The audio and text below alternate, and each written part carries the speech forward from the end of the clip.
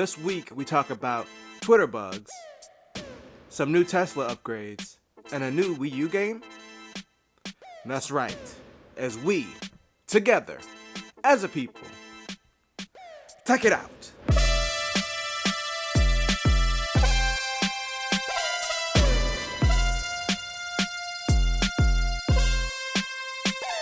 Welcome to another sensational Saturday and the final episode of Mike Text It Out for 2019. Well, not the final show on my channel for this year, but the final news show. You get what I'm saying. And shout out to my sister. She made me 2 new shirts for Christmas. So this is the official Mike Text It Out shirt that I'm going to wear during my video. One of them, the other one you'll see on Tuesday. So stay tuned.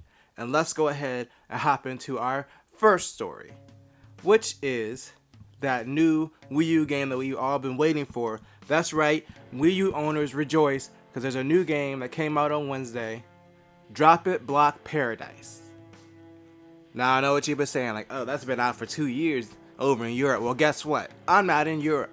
I'm in North America, and we didn't have the game, so it's new to us. So we're happy. We're happy to get a new Wii U game. The Wii U owners are happy. Wii U's not dead. It's dead. The last game Nintendo released for it was Breath of the Wild. And then they were like, we done. But I mean, if you still have a Wii U though, I mean, you got something new to play. It's only $2 apparently.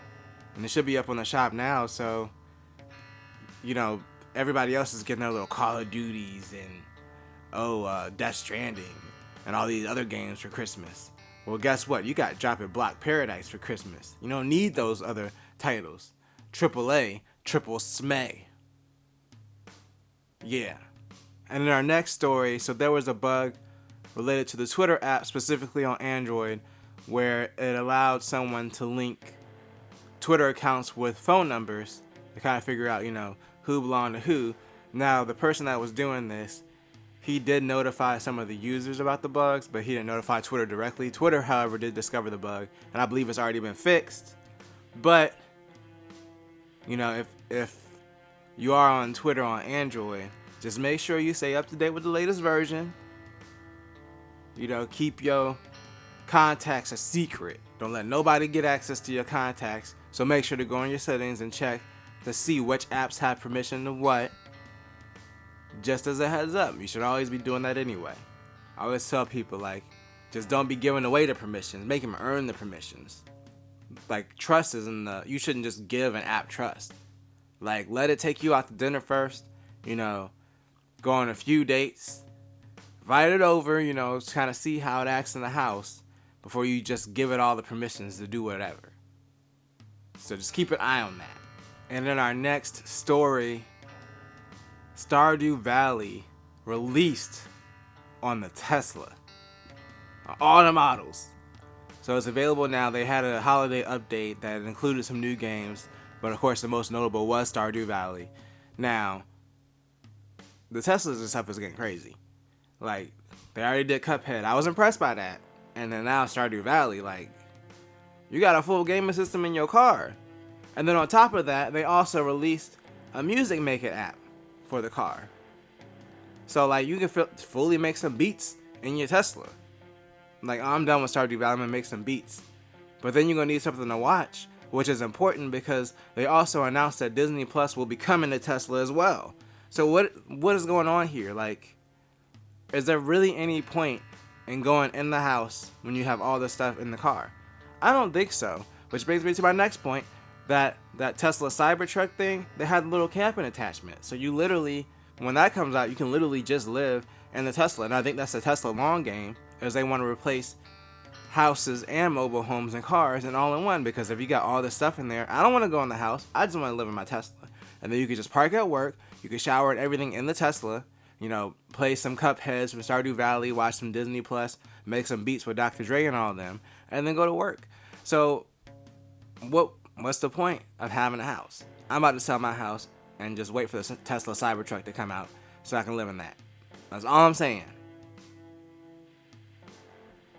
Hail to our Tesla overlord, Elon. And in our final story this week, the Motorola Razr, that new foldable phone that everybody's hyped about. Well, the phone itself is not new. This is like a new reimagined version of the Razr.